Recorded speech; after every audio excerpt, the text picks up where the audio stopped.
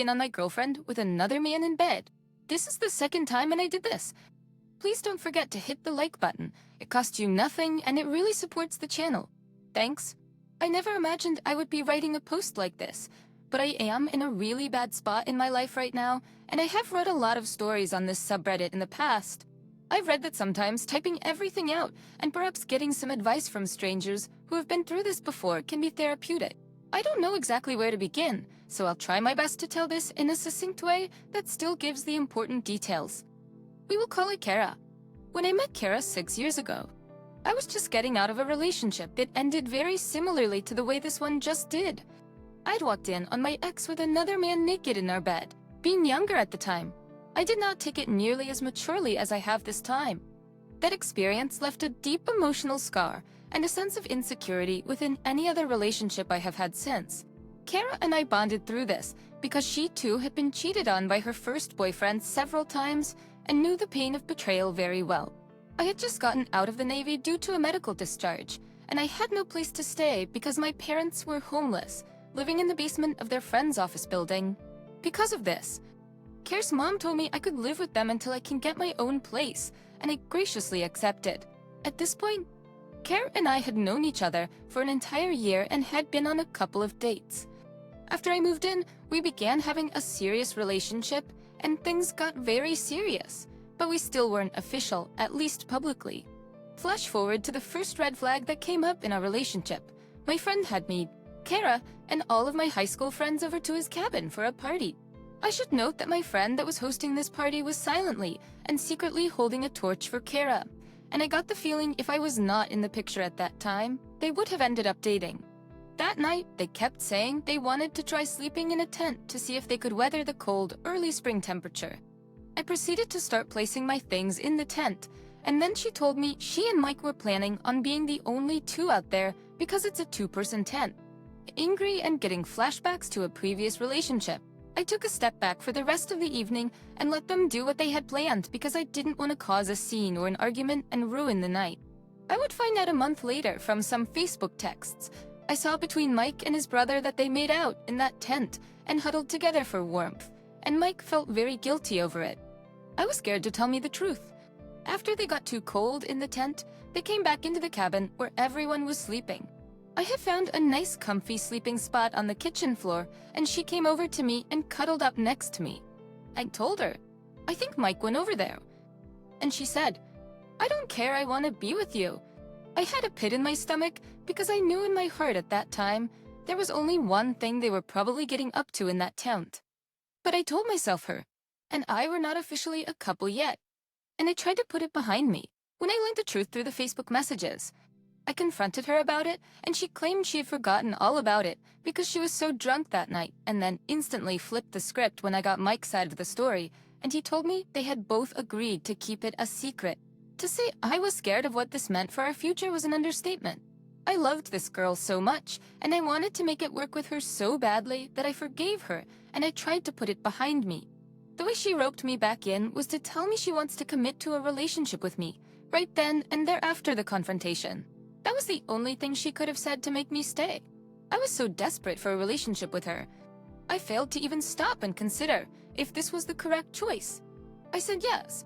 That was all in 2018, and for about 3 years after that we had an amazing relationship. Plenty of intimacy, open communication about our feelings, regular dates, family trips together, the work. I was finally in the relationship I wanted, and sure it needed work, but we were both so young. I figured we would grow and mature together and only get stronger. Boy, was I wrong. Flash to about 8 months ago, in the summer of 2022, we were living together in our own apartment. I had a full-time job at the hospital, and she was a KNA at the same hospital and an MTM on an ambulance, all while also attending nursing school. I was extremely proud of her ambition and work ethic. I would tell her that all the time. Our plan was after she finished nursing school, she would begin to support us more and allow me to start going to school full-time. Things were looking up until I started to feel like she wasn't putting in nearly as much into the relationship as I was. Our sex life slowed down, she would never reciprocate my back massages or any physical affection, and she wouldn't clean the apartment ever.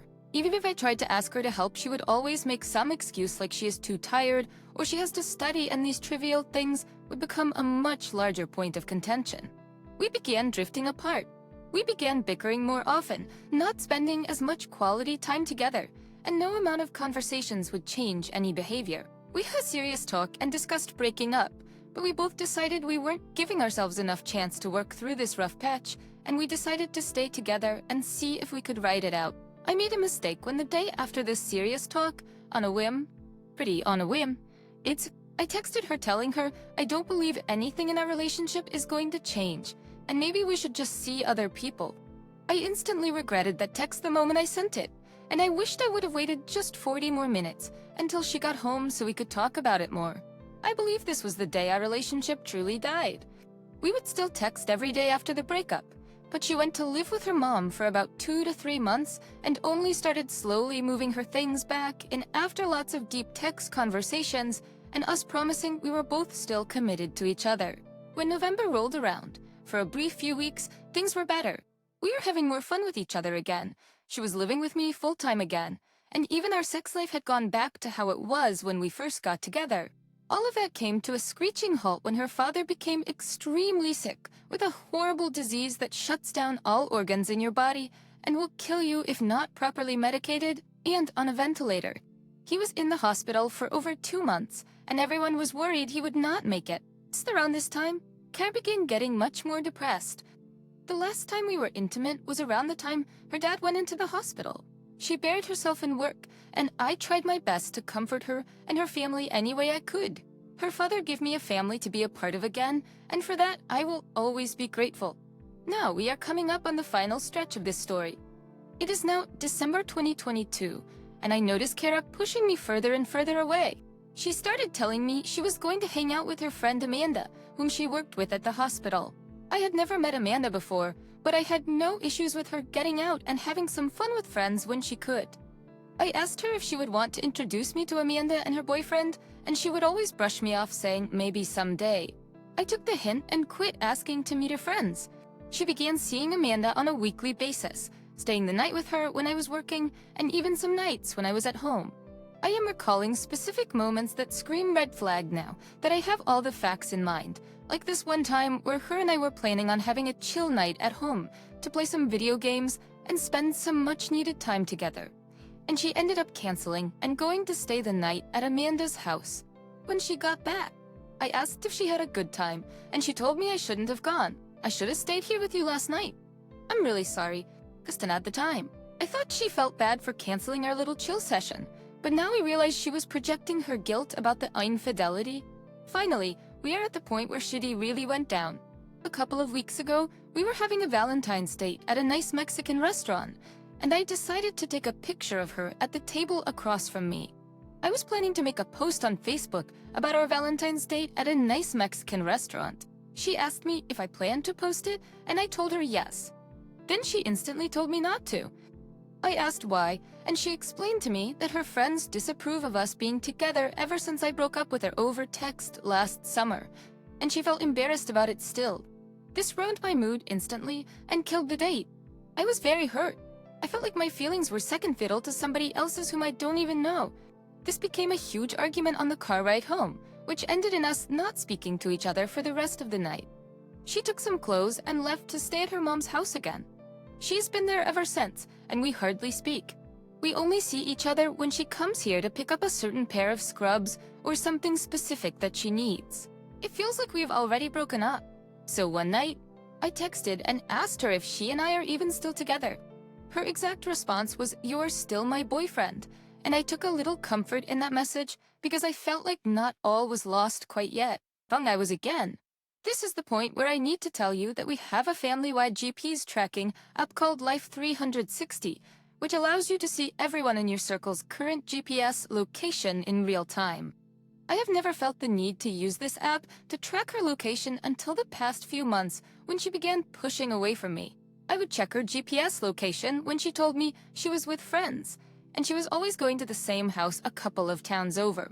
She told me that was Amanda's boyfriend's house and got angry at me for tracking her location and saying I'm accusing her of cheating. I felt so crazy when she said that, like I really was just being overly insecure and paranoid. She gaslit me. Like there's tonight. I was hanging with a longtime friend of mine. We got pizza, hooked up his computer to the TV, and we were couch co-op playing some Fallout 2. It was a wonderful night, until I checked Life 360. I noticed Kara was at a fancy restaurant downtown, and I texted her asking what she was up to. She told me she was with some girlfriends from work, some names I actually knew and had met before. She stopped replying to me, and I noticed shortly after she drove back to this house that she's been house-sitting for some family friends after leaving my friend's house. I decided with a pit in my stomach and my spidey senses tingling that I would go drive by the house to see if there were any strange cars there. I considered just turning and going home, and that I was just being crazy. I pressed on though and made it to the house. Sure enough, an unknown car was sitting in the driveway alone. I parked next to the car and looked in the window. I could see a badge of an MMT ambulance driver, and it was a man's face in the picture sitting on the center console. My heart began pounding. In that moment, I knew Kara was inside the house with some guy she works with that I do not even know. I stood there, next to the car, staring at the house in the dead of night. I decided I hadn't seen irrefutable proof yet, and I needed to go inside to find the real truth. The front door is unlocked. I walked in quietly and made my way to the bedroom, expecting to find them in the throes of passion. But they weren't there. What was there was proof enough to me that they had been sleeping together. Both his and her clothes were scattered around the room. The bed completely wrecked, obvious that they had just recently had sex on it, with my heart jumping through my chest. I began searching the rest of the house for them. I finally came down into the second living room, and there they were. He was sitting shirtless on the couch, while she was standing up trying to find a channel on the TV with the remote in her hand. When she saw me, her eye lit up like a deer in headlights. I just stood there staring for a second until she broke the silence by saying, "Oh hey, what are you doing here?" I was so upset. Having flashbacks to my previous relationship, I looked her dead in the eyes with the most intense look and simply asked, "So what are you doing?" She didn't reply. She just sucked her lips inside her mouth, probably unable to think of a lie in the moment to tell me and gaslight me like so many times before. After a few seconds of silence, I turned around and stormed out of the front door, slamming it as hard as I could on the way out. That was 5 hours ago. After I left there, I went home, and I have begun shoving all her belongings into trash bags and boxes. I switched the electric bill into my name, and I've blocked her on everything except the phone number. She hasn't called or texted me. I opened Life 360 up one last time to see that she was heading directly towards Amanda's house, 2 towns over, and then 2 minutes later, she deactivated her location services on her phone to obfuscate her destination. Finally, all the pieces clicked for me. I realized she has been cheating on me for months and manipulating me into thinking nothing was happening and my suspicions were unfounded. I have been lied to so much and emotionally abused. I feel so alone and so worthless from this experience. I cannot even think straight still. Writing this post has been sort of helpful in compartmentalizing this trauma, and I really hope maybe some people here could comfort me during this dark time. If you read all of this, thank you so much for your time. Any comments are welcome, even the harsh negative ones that I probably need to hear. I really appreciate all the kind words. I need to hear it all, so thank you for the harsh truths and comforting sentiments. I spoke to her brother this morning. I was just telling him what's going on, and that Kara will probably need a truck to get all her things later. He told me some very shocking revelations. He told me that a few weeks back, he overheard Kara talking to her older sister at the dinner table, and she was saying a random guy from high school texted her out of the blue a while back, offering $150 for 5 nude pictures, and she took him up on the offer. On top of that, she would very regularly tell all our business to her family at dinner when I wasn't there. She openly admitted to purposely withholding sex from me as some sort of punishment for the breakup last summer, saying I don't deserve it. Why should I get it? This is a completely different tune than what she told me time and time again. She would always state it was due to stress about her dad's poor health and her depression, to which I would always try to be understanding about. But to say these revelations added insult to my already injured ego, and heart would be an understatement. I have been waiting all day with very little sleep for Kara to come pick up her things. As a silly sort of humorous side note, we have these block letters hung up on the wall that spell out homes, and just for the hell of it, I removed the E-amish and pushed the E closer to spell hose. It gave me a much-needed smile, and I really hope she saw that. I was also slightly maliciously packing her things. I was shoving all photos of us, old love notes, etc., in any bag or box I had nearby at the given moment. The immature, vengeful side of me hopes that she will eventually stumble across all these memories, as I had to while packing them up, and feel at least a fraction of the pain she has caused me over the years. I don't think that will be the case, however. As I'm writing this, Kara and her brother have just finished getting all of her things out of the apartment. They're gone. The place is just as quiet as it's been for months, but a lot cleaner and emptier, than in my mind.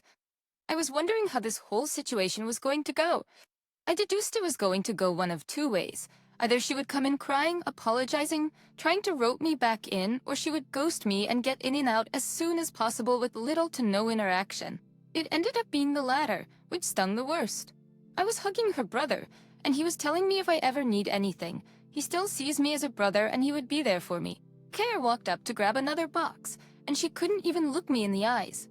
I said, "When you're finished up, would you like to come up and speak privately with me?" "What do you want me to?"